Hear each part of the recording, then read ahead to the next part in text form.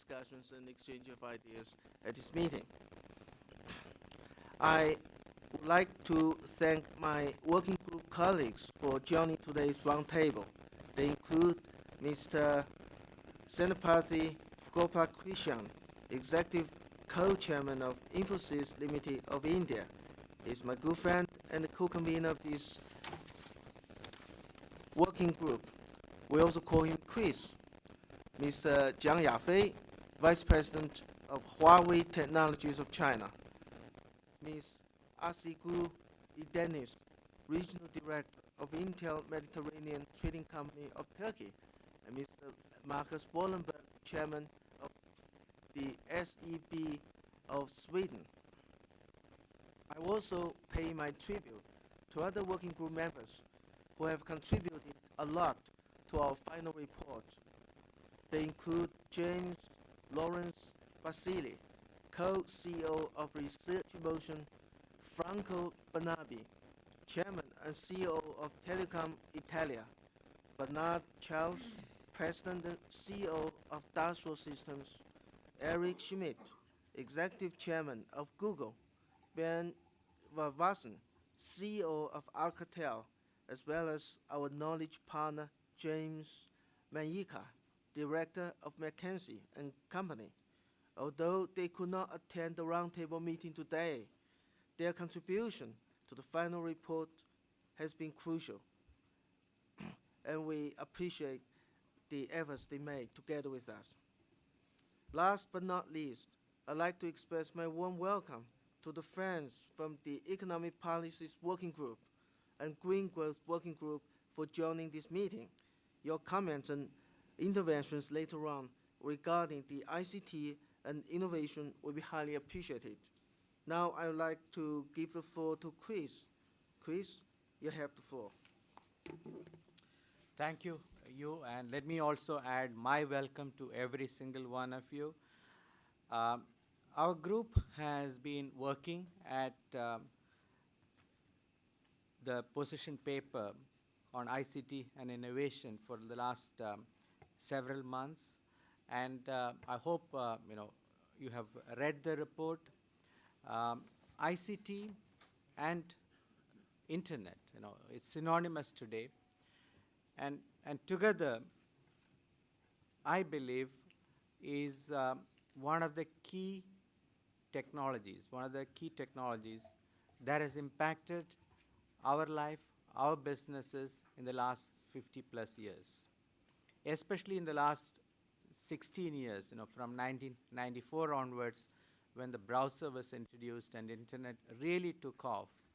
We have seen an explosive growth of the use of internet, not just for technology's sakes, but to do commerce. It has had an impact on how we interact with each other with tools like Twitter, Facebook. It has had impact on countries and governments because they have to now pay attention to popular opinions and popular discussions that happen in these social networking sites. It has had an impact on creating new businesses like Amazon. It changed the music industry with iTunes. And with the introduction of mobile phones, the impact is going to be significantly higher, because with mobile phones, we are now reaching a population of 5 billion people around the world. And so with the use of mobile phones, anybody, anywhere in the world, rich or poor, now can access the vast amount of information, services that is available in the databases that are there on the internet. With the introduction of mobile phones, technologies like cloud technology are also going to play a very important role in making this a ubiquitous technology, a ubiquitous service that will change the way every aspect of our life is going to be is going to take place in the future. So much so that report we mentioned this. The internet today accounts for about 3% of the global GDP. To me, more important than that is 20% of the GDP growth over the last 5 years in mature economies is related to the growth of internet. And so this is a technology, this is an innovation that has had significant impact.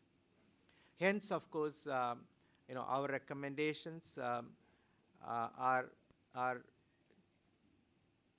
focusing on how the governments, the G20 leaders, can enable even better connectivity, better use of the internet, how we can make sure that the explosive growth which is already there, the potential that is already there, is further enhanced. If you were there in the session we had yesterday at the opening panel, I did mention this. Internet is a leveler. Internet allows the small and medium enterprise to behave like a large enterprise. I said in that panel discussion that somebody here, a businesswoman here at Cannes, creates a product, then she can actually sell that around the world. Because you have the internet and you have the reach of the internet, you can get your product catalog, product description around the world, and somebody can order and buy that product. She can source the raw material from anywhere in the world. So she can actually go for the best cost, the best quality material from around the world. And that's the power of the internet. But then, because she is a small businesswoman, she will then will be faced with the myriad of policies and rules of international trade. Between countries, there are rules regarding export of goods, import of goods, customs rules, customs regulations, tariffs, income taxes. Many such things will have to be taken into account. And there is no standard in any of these things across the countries. Different countries have different rules, different categories of products have different tariffs, and different products are treated differently. Of course, from a security perspective, from a product safety perspective, of course, each country will have its own rules. But beyond that, when it comes to customs rules, tariffs, etc., again, there's a lot of complexities actually. In fact, my submission is that these rules were created, as Mr. Pascal Lamy yesterday mentioned, believing that trade happens between countries. But trade indeed happens between organizations, and between businesses. And the rules will have to now factor in that internet has no boundaries, especially national boundaries. It crosses national boundaries. So if you look at the key recommendations that we have come up with after lots and lots of deliberations, the first one is about creating a stable and predictable regulatory framework to promote competition and investment from the private sector, complemented when appropriate by public initiatives in sectors such as fixed and mobile broadband, ultra broadband, content, application and services.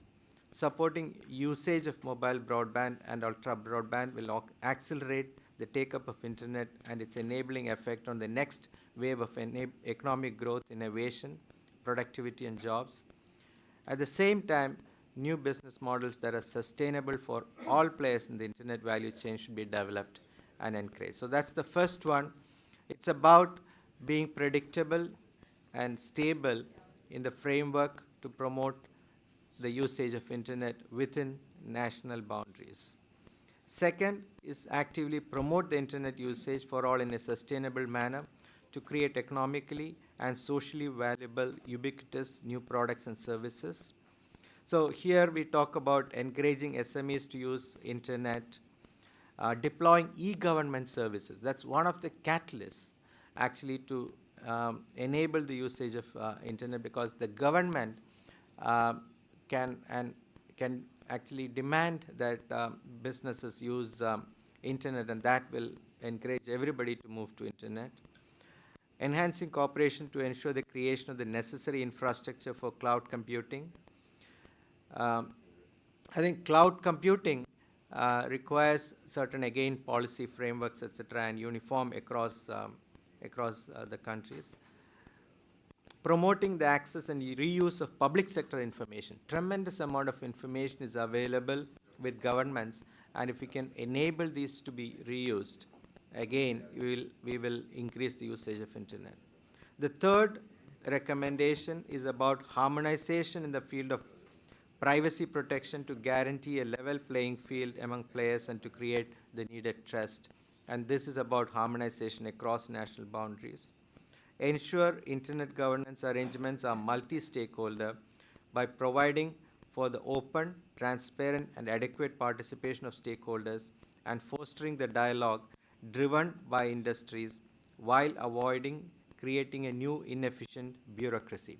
So this is about the governance mechanisms around the usage of internet, and we are saying that please include industry, uh, the non-governmental sector, which also is a important stakeholder, as well as the governments, to create the policy around internet, the governance around internet, and not to create excessive bureaucracy. Make the rules simple, make it easy to use.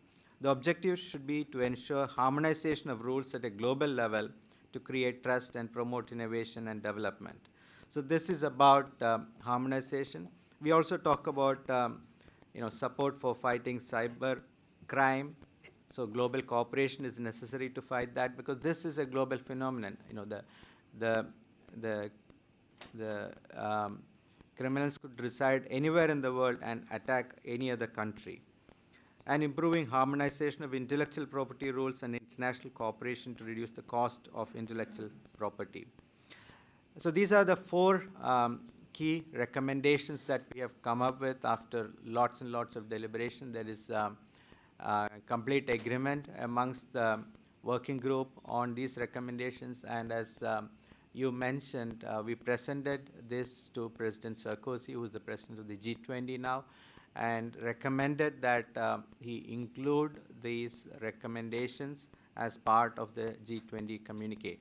I'm confident that every government recognizes that internet is a key driver for economic growth, but in order to make sure that in the 21st century, we relook at policies, we relook at the rules governing internet, such that we accelerate, we exponentially increase the job creation opportunities that internet provides, the empowerment that it gives to individuals and small and medium enterprises, and make sure that this very important technology, this is probably one of the most important technologies that empower an individual. It does not differentiate between rich and poor. It does not differentiate between large and small. So this is the technology that they should look at accelerating the usage of. So this is the working group recommendation. Now, what we will switch to, we were supposed to have a special guest and comments from the special guest. So because we do not have, I'm going to hand it over to you to now ask each one of our working group participants. They get the first opportunity to make their comments, but we will have sufficient time, and I would like to get all of the comments from the entire group here. But first we will start with the working group participants, and I'm going to hand it over to you to handle this part of the session. Thank you very much, Chris, for giving us a brief explanation of the key issues of our working group on ICT and innovation.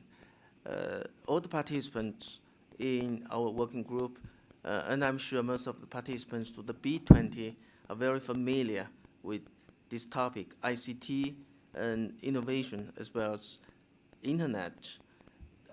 The companies and the entities they represent have made a lot of efforts over the years to promote innovation, to push forward ICT and Internet usage. Their efforts have greatly contributed to the development of ICT and the use of Internet. So this roundtable meeting is a good opportunity for the participants of our working group as well as the participants to the B20 to share some of the experiences and practices with each other. I will invite each participant to make some remarks. Since we're constrained by time, I hope each speaker will limit the speech within 4 or 5 minutes.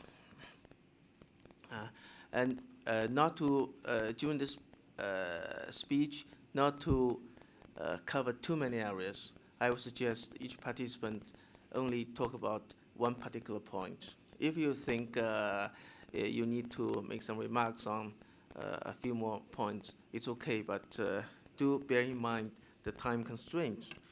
Before I invite the speakers, I'd like to share with you my personal views.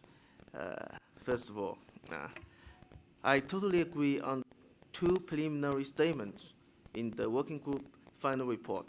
First, innovation is essential for growth, employment, and economic recovery.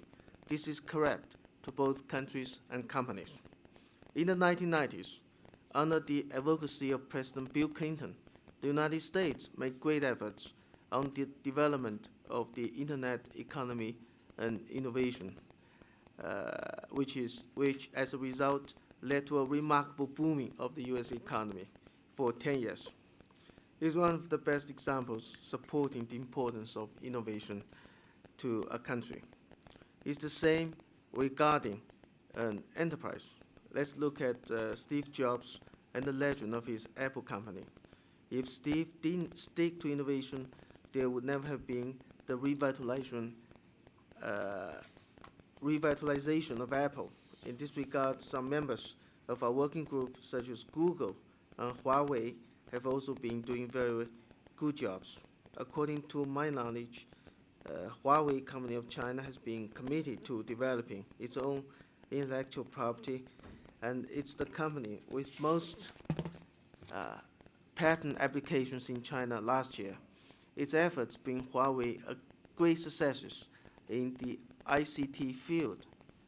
Later on, I'm looking forward to hearing from Huawei of its stories in this respect. The second statement I want to emphasize is that ICT is an important means of innovation. On this point, I'd like to talk about how ICT can help the development of the SMEs.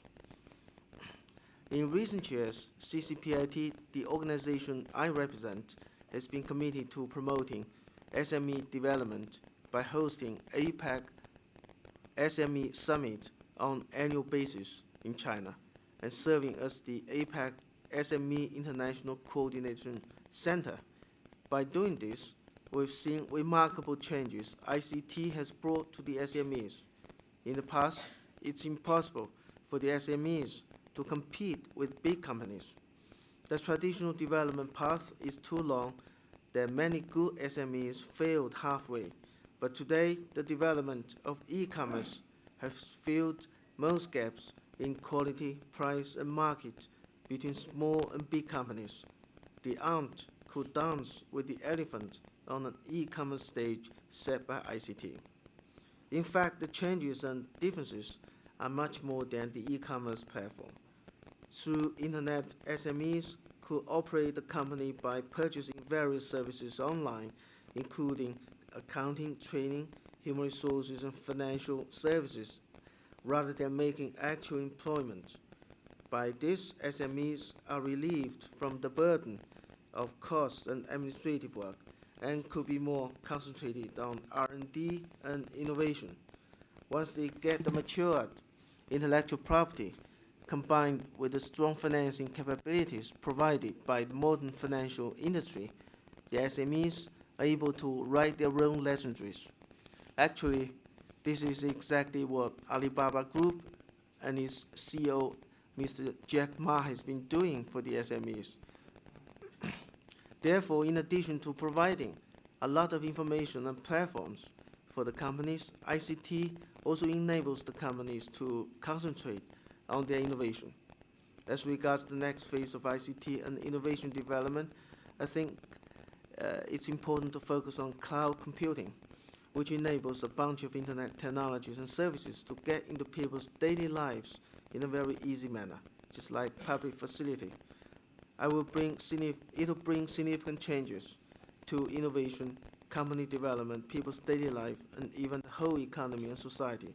Also, great business opportunities are lying there. So I fully agree with the recommendations in our final report, and I would like to share my feelings with you. Now, I will like to give the floor to Mr.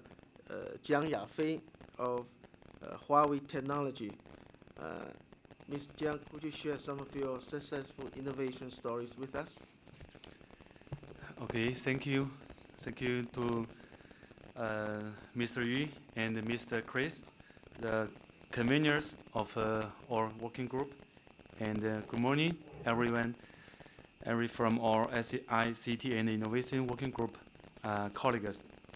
On behalf of Huawei Technology, I'd like to deliver some comments about around the topic of cloud computing.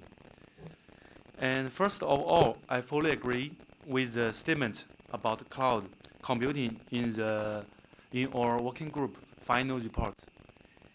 And we have some comments about it, like we in the industry, we think we should enhance the cooperation to create the necessary infrastructure for cloud computing, serving multi-industry. Since cloud will greatly improve the efficiency of Internet and ICT. According to the Davos meeting early this year, it could be up to 10 times and will benefit enterprise of different type. I would like to share some case. The first one is last year, Huawei, in our own company, we migrated our Shanghai R&D center into cloud, changing the PCs into thin client. Now there are more than 10,000 employees are using this system. The result of this migration of the past 1.5 years is satisfying. Our resource utilization has been improved by 10 times and energy has been saved by 70%. We strongly believe that through a shared cloud computing, global company will be able to achieve worldwide collaboration, including office automation and R&D. The second one is in China Mobile network. Huawei assisted its Zhejiang branch to migrate the office automation system and call center into cloud. The result is also good so far. The resource utilization rate will increase by 50% and energy saving is 2.2 million kWh per year, thanks to multi-tenant and high efficiency. Zhejiang Mobile's revenue on this has been increased by 8 to 15 times. The third one is we also engaged a consulting firm to study the actual situation of company adopting cloud. from different industry and from different size, large, medium, and small. The survey outcomes show the benefits of cloud are emerging. For example, a large-size IT service company adopted a private cloud system. This helped to consolidate its 52 data center into only two, and saved 1/3 of its OPEX. A medium-sized global financial firm outsourced its CRM system. It cut CapEx by 5% and OPEX by 15%. A small-sized marketing company migrate platform to cloud and has achieved 5% saving in overall 3 years total cost of ownership. It's TCO. Yeah. So I would like to make 3 suggestions on how to better leverage cloud. The first one is standardization. I suggest that government and industry partners working together to accelerate the standardization of cloud. In order to better utilize it, standardization will solve the problem of duplicated construction, low efficiency, and poor data sharing. Take e-government, e-health, for example. Separated silos system make it difficult for sharing among departments. It is not conducive to public service, education, and science development. Second, opening of the market. We call up government to fully understand the benefits of standardization and offer more support in terms of policy to avoid the government silo problem that hinders the development of cloud. We hope the country could open their market to each other under proper regulation. The third one is laws and regulations. One is to introduce operations-related policy. Another one is about security, to improve data and privacy protection. Thank you very much. Thank you very much, Mr. Jiang, for your remarks. We hope that you'll make continuous progress in your R&D in cloud computing. And also thank you very much for the 3 suggestions. Now I'd like to invite Mr. Markus Wallenberg of SEB to make some remarks. Mr. Markus, please. Thank you, Chairman. Let me just make 3 points relatively quickly, which is related to the work that has been done in the working group. The first one I'd like to make is that, of course, all of us very strongly believe in the ICT story, but I think there are a number of prerequisites that we need to address in connection with this. I mean, we will demand a network society for this to happen. And the question is, of course, how do we get that to be done? And we heard yesterday from President Sarkozy that one of the big issues for governments today are the enormous investments that have been made in order to really serve the internet in a proper way.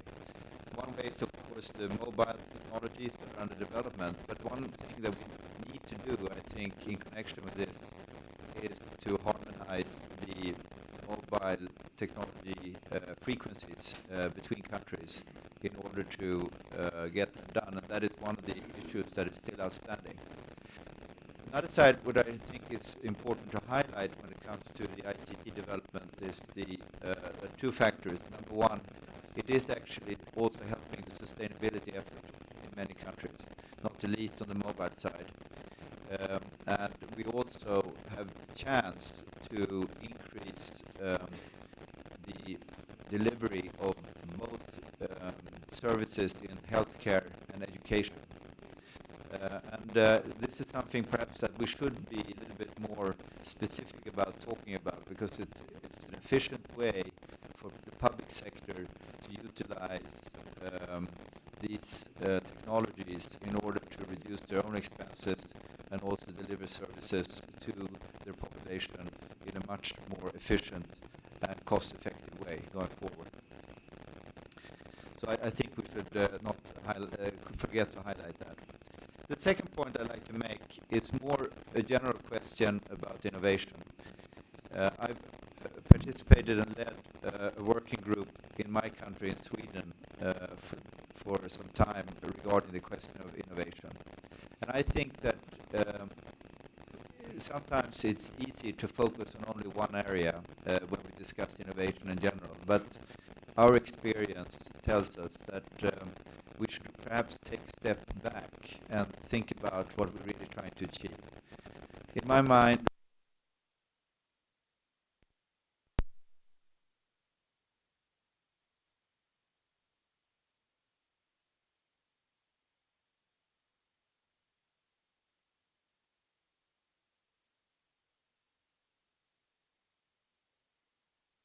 there are an extremely many factors that have to be addressed within each country.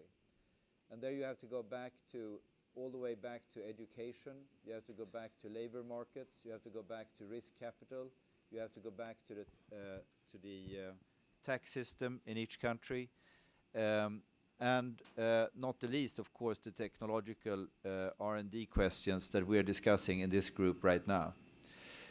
So I'd like just to say that I think that when we talk about innovation, we should be careful not only to highlight one area, but to understand that in order to make people to take the risk to become an entrepreneur and really do everything they can to develop new companies, new processes, or new innovations in a good way, and moving it from being just an R&D and a patent into a real commercial use, we have to make many things work in society to be able to that to happen. The third point I'd just like to make is perhaps the reason why I'm sitting at this table primarily as a close active participant in the ICC. I think every session that we're sitting in during these 2 days actually comes back to free trade. Innovations become relatively uninteresting in the greater global society unless we have a multilateral free trading system on which we can rely to make these innovations commercially available across borders. And in this world that we're now living in, where we need a supply system which is to a large extent globally based for many corporations, we have to make sure to continue to press political leaders for the resumption of talks around the free trade. Even if everybody has gotten very tired to talk about the Doha round, that is actually one of the few things we still can hold on to. And this is actually the first time for about 60 years where trade talks are actually deadlocked. And we all know that economic growth has to a large extent been supported by free trade. So this is a pretty dangerous situation in my view, that we're now going to get into more era of protectionism. So that is my last point. Thank you, Mr. Chairman. Thank you very much, Mr. Wallenberg, for sharing with us your views on the applications of ICT as well as some relevant issues, including free trade and government responsibilities. Now I'd like to invite Ms. Arsego Dennis to make some remarks. Please. Thank you, Mr. Chairman. I particularly would like to make remarks on the overall document that I truly believe reflects the whole document as a good next step forward, where the businesses and the governments can cooperate on and really further the adoption of ICT around the world. The particular comment I'd like to make will be about how do we make internet more widely available for the larger masses, the couple of other billion people that do not have access to it today. Particularly, this is important for the countries as they have to get on the They have to get on the digital revolution that is happening or happened already, and that it is one way absolutely to increase their global competitiveness in the larger arena. I'm particularly talking about women. I'm talking about the communities in the rural side. I'm talking about the low-skilled workers and possibly elderly as well. When we look at the statistics about these people use of ICT or internet, we actually see it. For women, it's usually 1/3 in some countries of the men compared. Of the rural communities, this drops down to 0 or 10%. And the numbers are improving in some developing nations, and in some of them, it's not changing at all for the past 5 years. So this is a primary issue that the global community, the business community, and the governments should take very seriously. Hence, there's 3 points that I'd like to point out here that could help overcome and contribute to bridging this gap in the digital haves and the have-nots.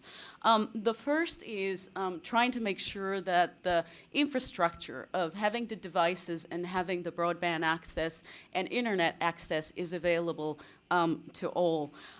From that perspective, I think the humanity has come a long way in the past couple of years. I think my primary example, if anybody asks me, is the Egypt example, where in the Middle East, it's the first country many years ago that brought down the prices of the broadband availability and had very aggressive programs to make sure that its citizens had more readily available PCs, and hence the result we have all witnessed within this year in the democratization and the larger impact on the country. I'd like to share a couple of other examples, if I may.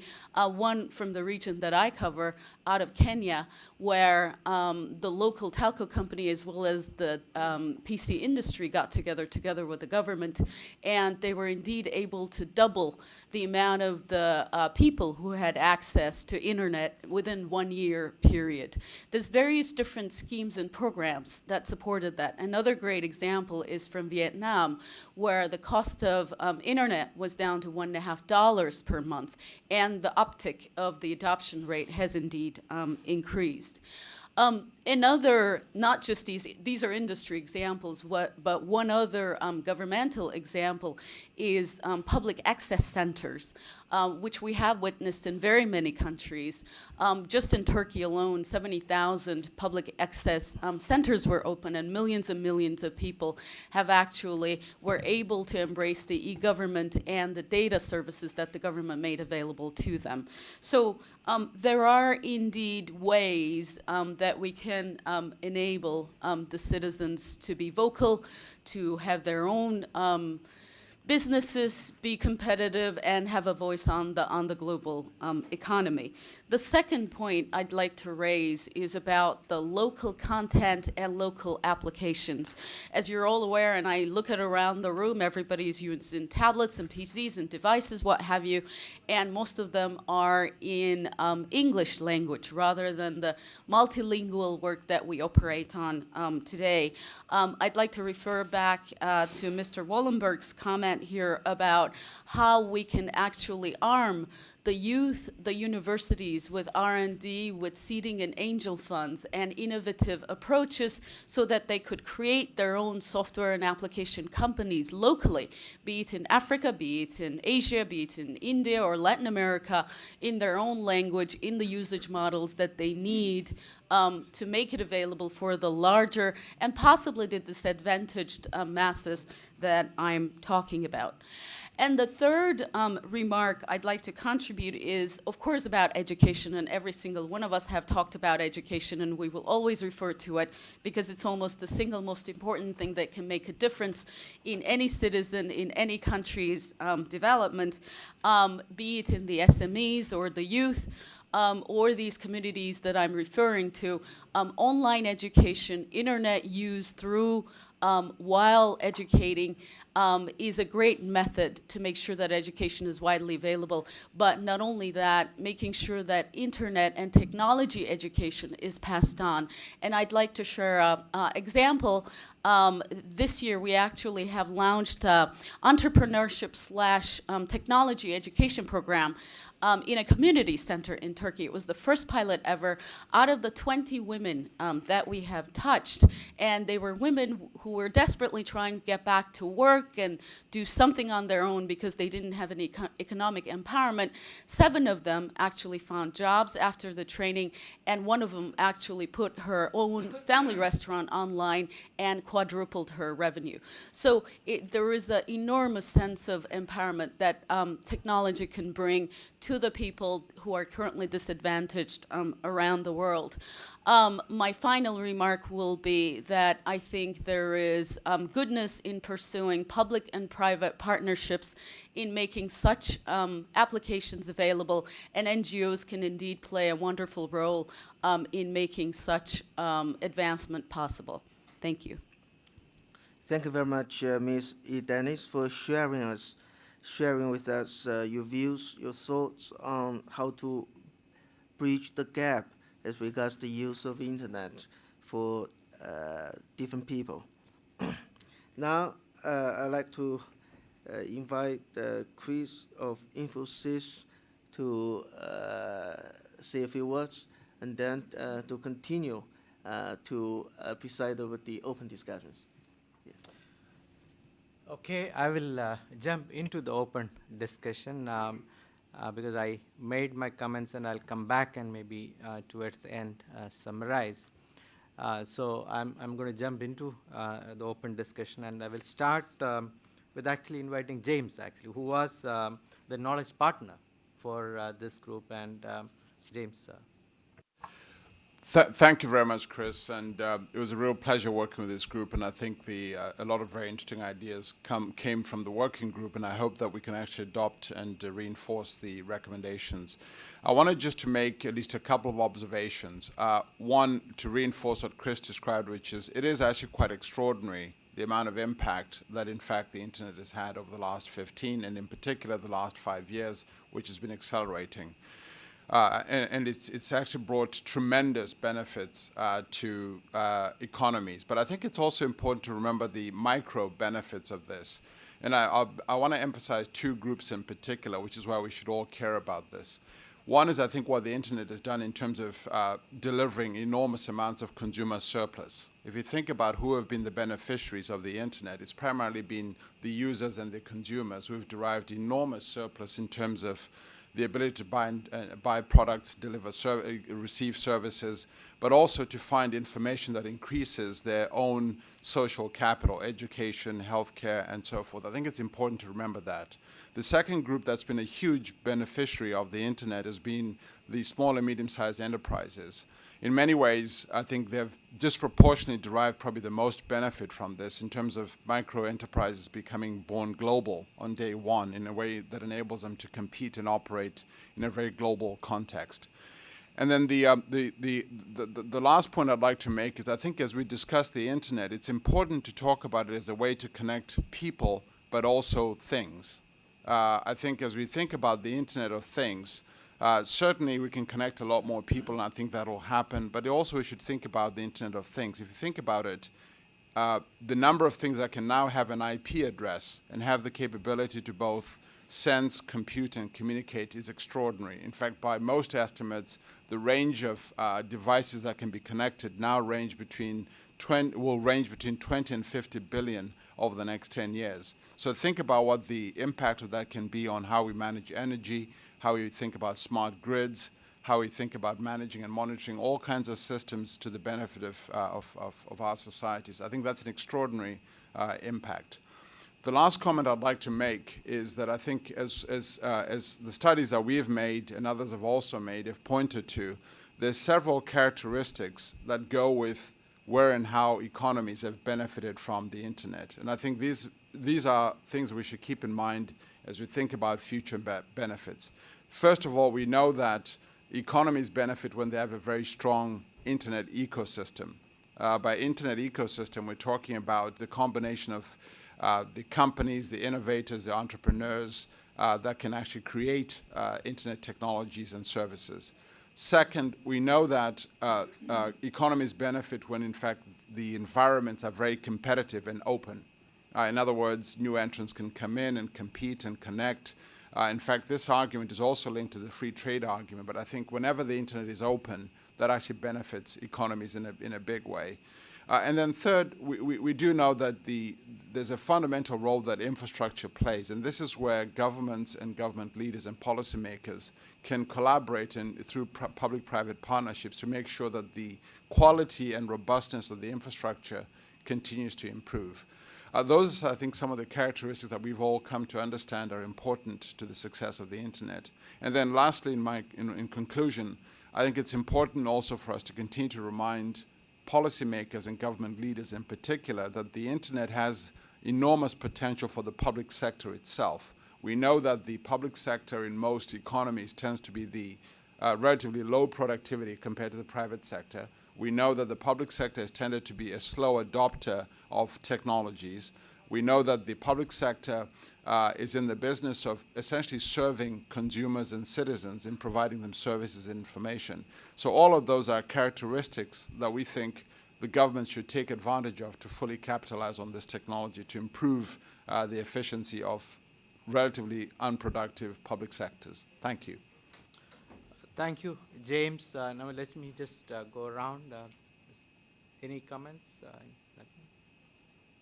Pierre, anybody here in between? Any comments? I can't read the names from here, unfortunately. So any comments? Okay. So Pierre?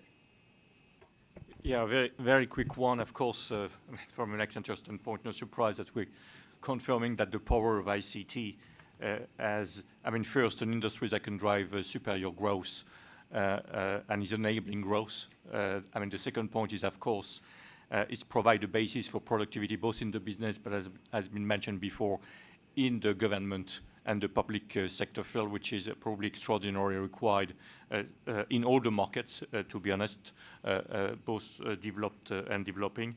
And three, we know that ICT as well is probably a very key element to solve some very key social and societal issues, and few been mentioned, such as health, and all the e-health is critical. I just have in mind what has been done with Singapore. I know our friends are not with us, but we've been moving significantly in electronic medical records to totally change the basis for productivity in health.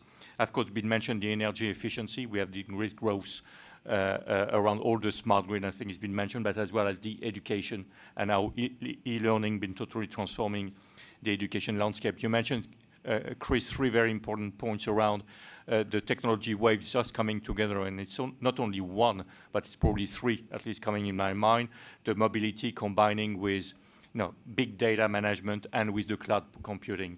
All of this coming together to totally significantly transform the way the business is operating now. But as well, it's providing the basis to work across the board, across the different countries, which of course creating a unique set of challenges. In the report, probably two, which are important for us. Harmonization in the field of privacy protection, and the second one, which is harmonization of intellectual property rules and international cooperation. Of course, the first one is extremely important for our business, for Accenture. Rules are complex, costly to comply, are not adapted to new technologies. So it's very important that indeed, when it comes to facilitating global business processes, transfers, processing of data, guaranteeing a level playing field, creating trust among individuals and protect personal data. Internet has no boundaries, and that need to be fixed. The second one is harmonization of intellectual property rules, which is absolutely key to the development of that industry. If you take the case of Europe, the current regime for obtaining patents is extraordinarily costly and needs to be done on a country-by-country basis. That should be changed. There is clearly new policies around having EU rules that will ensure that the same patent is valid throughout the Europe and reduce the cost of protecting our asset. We strongly support all those evolution that will unleash the full power of ICT moving forward and deliver the kind of growth we expect on the planet. Thanks. Thanks, Pierre. In fact, reducing the cost will also help, and simplifying the process will also help small and medium enterprises, which is one of the objectives of this work group especially. Francisco from the banking industry? For the banking, the first question is what is going to happen with the business model in the banking system because of technology impact.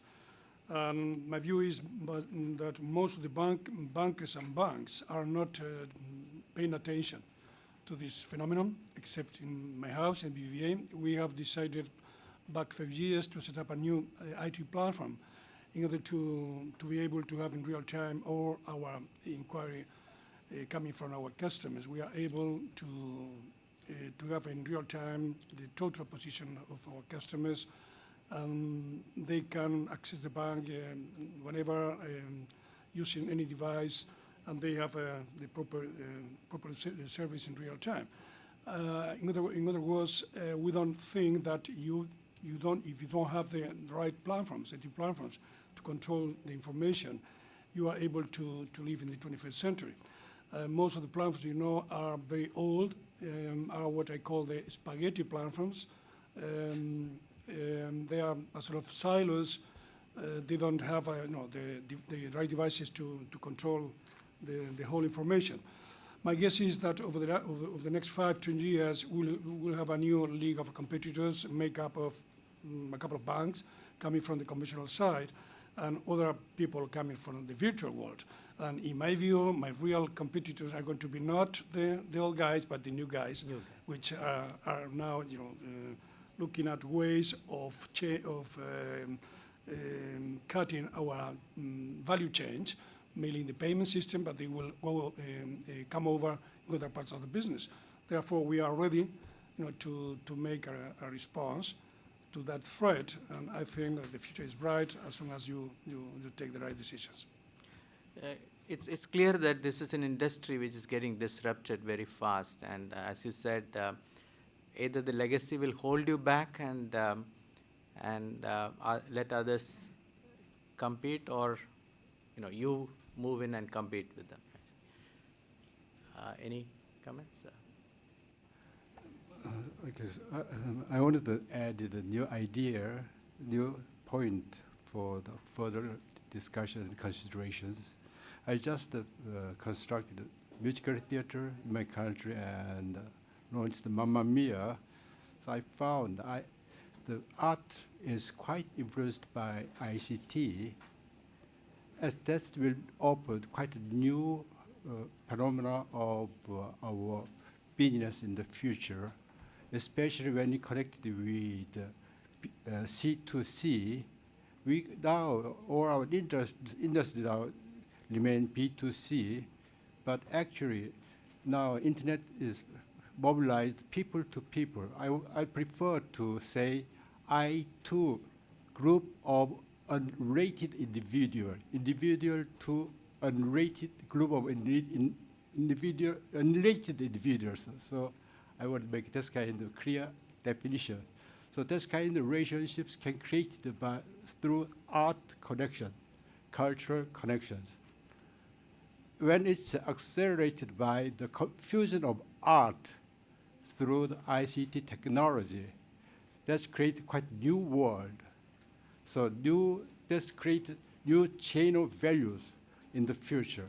So I suggest this will be the new subject we can consider in the future. Thank you.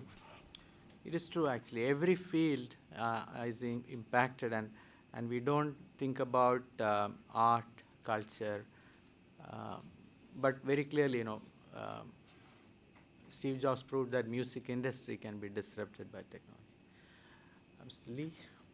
Yeah, just a very short comment about the smart building and smart grid. It's a very good example of the innovation in ICT to solve both energy efficiency and also economic growth. So what I'm trying to say is deploying this technology and initiatives, we at least 2 points we must consider. One is driving international standard. Each country and each location is differently developed this one. And another one point is the support of government for the large-scale test bed, and this will be transferred to the more commercial and the economic sizes. Thank you. In fact, I also completely agree. We need to have test beds and large initiatives with the support of government so that we can scale up these things. Otherwise, these initiatives become very, very small and does not scale up. Michael, any comments to add? I would just add to a couple of points. One, I thought it was interesting when we started talking about making the internet available to the other several billion people that don't have it. At FedEx, we undertook something that I would like to share with the group, and this was with a group of women in Guatemala in the rural areas that were making local dolls, toys, things like that. And in a very short time frame, we helped them develop a website, and and they were able to sell those products online, then buying for their families cows or goats to provide milk, those kinds of things, and ship their products through a physical delivery network, thankfully ours. It was such a strong and powerful story for me of the impact on technology to those that don't have it. And the same kind of stories are occurring all around the world today. So I think the investment it can have great power when it's coupled with the public-private partnership and then given a distribution channel to the other 6 billion or so, or 5 billion people in the world. So I think the future opportunities of this are just absolutely enormous. Thank you. We are running out of time. Anybody else would like to make any short comments before we conclude this session? Any other comments?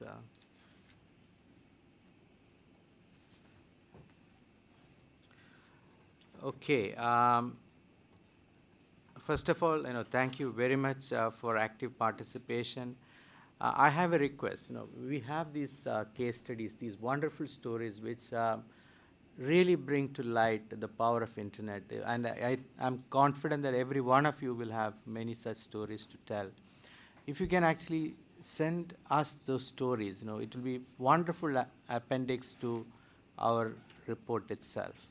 So, I really request, and I will request the Secretariat also to collect these stories. I think it will be wonderful to add those stories, and it will be nice to, make this part of our report itself. Second, I think, there is an endorsement of the proposals that we have come up with, the recommendations that we have come up with, and we thank you for that. But more important to me is, you have said that we can go even further. Clearly, technology like cloud computing, big data, mobile, Internet of Things, I think these will drive these innovations to continue, and it's a huge opportunity for us. The several people made reinforce the points on harmonization, standardization of technologies and of policies. There is a prerequisite which was mentioned about developing entrepreneurship in society, and entrepreneurship is what brings entrepreneurs bring these technologies to life, and so we need to make sure that the society encourages, and there is the right set of incentives and policies for development of entrepreneurship. ICT has impact on healthcare, education, sustainability, smart buildings. So, I think a lot of examples were given about those things. I think free trade was mentioned again, local content, impact on education, the support for public-private partnership models. I think, we underestimate the impact of internet on public sector productivity itself. I think that's a great point. It talked about support from government for large-scale test beds and things like that. So several very good points were made. I think we've noted these down. We will include some of these things in the final report, and I thank you all very much. I'm going to hand it over to you to close the session with his comments. Thank you very much, Chris, and thanks to all the people here for your participation, for your contribution, input, and attention. The discussions were very good, were as good as we expected, even though we did not have any state leader with us for our session. Given the importance, if I may sum up in another angle, the discussions covered a very wide range of topics. Given the importance of ICT and innovation, I would say more efforts are needed. And the efforts in the future should be made continuously along two lines. One line is to increase awareness, more R&D, more marketing efforts, improvement of entrepreneurship, competition, etc. And these are the concerns of individual companies in the private sector. And the efforts that should be made along the other line is mainly the responsibility of governments, which may have to do with standardization, market opening, free trade, regulations, infrastructure, education, fair competition, transparency, etc. The efforts that should be done in the private sector, I think we in the business, the companies, we fully understand. As for the responsibilities for government agencies, okay, we're not sure how much they are aware of such necessities and responsibilities. And so it is the job and responsibility of the B20 to pass on such concerns, requirements, suggestions of the participation as well as participants of the B20 to the G20. And I think this is a sort of follow-up work to be done by the organizers of the B20. And if this is done, then I can say we will have achieved the goal of this event, B20. Again, thank you very much for your participation, patience, attention, everything. Wish you all the best. Thank you. Thank you. Good job, Okay. guys. See you again. See you next week. Wow,